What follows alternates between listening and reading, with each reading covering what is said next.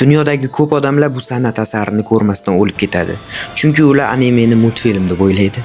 Titanlar hujumi bu butun animatsiya tarixidagi eng katta revolyutsiya. Serial sizni ko'rish davomida o'z ichiga yutib yuboradi. Hatto o'zim ham serialni ko'rish davomida har kuni tushimda Titanlar hujumida yashadim.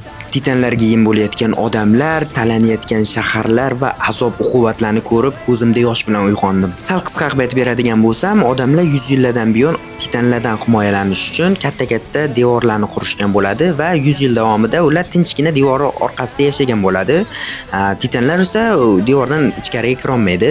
Bir kun esa devordan ham katta titan paydo bo'ladi va ongsiz titanlarni ichkariga kirish uchun darvozani buzib beradi va o'zi shunchaki g'oyib bo'ladi. Bundan keyin o'sha odamlar yana qirilishi va ularga qarshi kurashishni boshlaydi. Animeni ko'rayotib dunyoni va butun bir siyosatni chuqurroq tushunishingiz uchun miyangizdagi tugunlar yechilib boshlaydi.